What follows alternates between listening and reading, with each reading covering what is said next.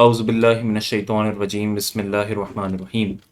आज की इस ज़कात के सिलसिले में सेकंड शॉर्ट वीडियो के साथ मैं हाज़िर खिदमत हूँ। आज का बहुत ही अहम मौजू है और ये वीडियो सुनने के बाद ये मुमकिन है कि आप बहुत सी ऐसी चीज़ों पर ज़कात ना निकालते हों जिस पर आपको ज़कात निकालनी चाहिए। आपको इस बात का इल्म हो जाएगा और शायद बहुत सी चीज़ों पे ज़कात निकालते होंगे लेकिन शरीयत आपसे उन पर ज़कात निकालने का मुतालबा नहीं करती। तो इससे पहले कि हम ये जानें कि सोना कितना हो, चांदी कितनी हो या कुल मालियत कितनी हो, इस वीडियो में हम सिर्फ इतना समझने की कोशिश करेंगे कि किन किन चीज़ों पर शरीयत आप पर ज़कात लाजिम करती है। शरीयत आम तौर पर जानवरों पर भी ज़कात होती है बाज़ शराइत के साथ, लेकिन आम तौर पर हमारी एक शहरी ज़िंदगी में चार चीज़ें ऐसी हैं कि जिस पे ज़कात लाजिम होती है। उन चार चीज़ों को अगर आपने याद कर लिया और समझ लिया तो आपकी ज़िंदगी बहुत आसान हो जाएगी। पहला सोना, दूसरा चांदी, तीसरा कैश और चौथा माल तिजारत। सोना और चांदी यानी पहली ये जो दो किस्में हैं, ये खालिसतन करेंसी है। इसे शरीयत बाय डिफ़ॉल्ट करेंसी मानती है।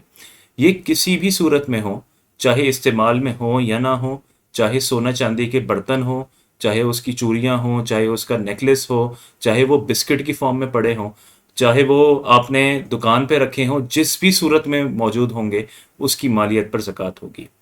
एक तो ये बात हो गई। तो सोना और चांदी दो चीज़ें जिस भी सूरत में हो, इस्तेमाल में हो या ना हो, आपने किसी को तोहफ़ा देने के लिए रखी हो, उस पर ज़कात होगी। तीसरी चीज़ हो गई कैश।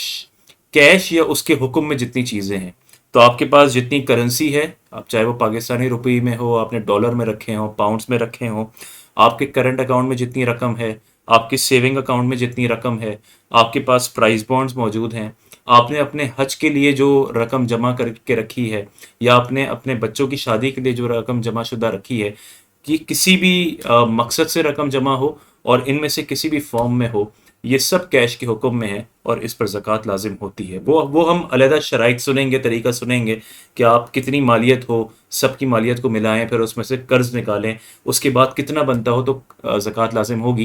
लेकिन यहाँ पर हम सिर्फ इतना समझने की कोशिश कर रहे हैं कि किन किन चीज़ों पर ज़कात बनती है, यानी जब आप हिसाब करने बैठेंगे तो आप किस किस चीज़ की मालियत को मिलाएंगे। और फिर चौथी चीज़ आती है माल तिजारत। माल तिजारत उस माल को कहते हैं कि उसे खरीदते वक्त आपकी बेचने की नीयत हो। ये बिल्कुल इस तरह जैसे कोई दुकानदार है, अगर कोई कपड़ों की दुकान है तो वो कपड़ों के जितना माल खरीदता है तो खरीदते वक्त ही उसकी बेचने की नीयत होती है कि जितना नफ़ा कम ज़्यादा या नफ़ा नहीं हुआ, बहरहाल ये चीज़ मुझे बेच देनी है। तो जो माल ऐसा है कि खरीदते हुए उसकी बेचने की नीयत हो, उसे शरीयत माल तिजारत कहती है। और उसके अलावा अगर ऐसी नीयत ना हो या नीयत मिक्स हो कि ठीक है देख लेते हैं, जैसे एक आम शख्स जो नौकरी पेशा है, वो अगर कोई चीज़ खरीदता है, मसलन एक जगह घर बुक करवाता है, तो उसकी मिक्स नीयत है कि ठीक है देख लेते हैं, या तो अगर अच्छी रकम मिली, मुनाफा मिला तो बेच दूंगा, या रख लूंगा, किराए पे दे दूंगा, या फिर फ्यूचर के लिए रख लूंगा, कभी बच्ची की शादी की ज़रूरत हुई तो उस टाइम पे बेच दूंगा। तो जब मिक्स नीयत हो तो वो माल तिजारत नहीं है और फिर उसकी मालियत पर ज़कात नहीं होगी। तो चंद मिसालों के ज़रिए समझते हैं। मसलन आपके पास एक हीरे का सेट है, ना ये सोना है, ना चांदी है, ना कैश है, ना माल तिजारत है। इस वजह से इस चाहिए कितना ही महंगा क्यों ना हो, उस पर ज़कात नहीं होगी। आपके पास अपनी ज़ाती इस्तेमाल की गाड़ी के अलावा 3 गाड़ियां घर में और खड़ी हैं। अगर आप गाड़ी का बिजनेस नहीं करते, आपने सिर्फ शौकिया रखी हैं, चाहे उनकी मालियत कितनी क्यों ना हो और वो आपकी ज़रूरत से भी ज़ायद हैं, आपके इस्तेमाल में नहीं आती, सिर्फ शौकिया रखी हैं, तब भी उनकी मालियत पर ज़कात नहीं होगी, क्योंकि ये इन चारों चीज़ों में किसी में भी नहीं है। आपके पास अपने एक मोबाइल के अलावा 4 मोबाइल मौजूद हैं, चाहे उनकी मालियत कितनी ही क्यों ना हो, अगर वो आपने बेचने की नीयत से नहीं लिए, उस पर ज़कात लाजिम नहीं होगी। हाँ, खुद कोई मोबाइल का काम करता हो और उसने अपनी बेचने की नीयत से लिए हो, तो अब वो उसके लिए माल तिजारत बन जाएगा और फिर उसके हक में ज़कात होगी। आपके घर में कोई बहुत महंगे शो पीसेज हैं, बड़े महंगे एलईडीज पड़े हैं, ये सब जो हैं, ये ना सोना है, ना चांदी है, ना कैश है, ना माल तिजारत है। इन चारों में से कुछ नहीं है, इनकी मालियत पर ज़कात नहीं होगी।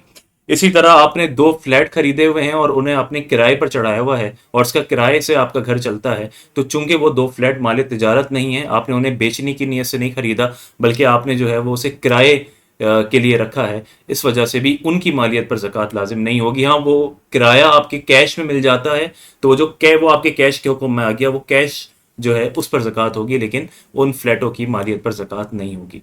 और आखिरी मिसाल समझ लेते हैं कि आपने एक प्लॉट खरीदा और प्लॉट में आपकी नीयत यह है कि अगर मुनाफा हुआ तो ठीक है, वरना इसे मैं अपने फ्यूचर में रखा रहूँगा, जब ज़रूरत पड़ी तब इस्तेमाल करूँगा, या खुद घर बना के रह लूँगा। चूँकि इसमें भी ये बेचने की नीयत नहीं, इसलिए ये भी माल तिजारत नहीं है और इस पर ज़कात लाजिम नहीं होगी।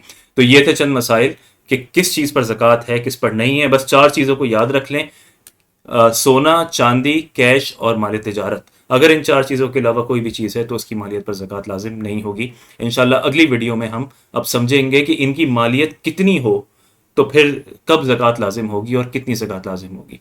अस्सलाम वालेकुम।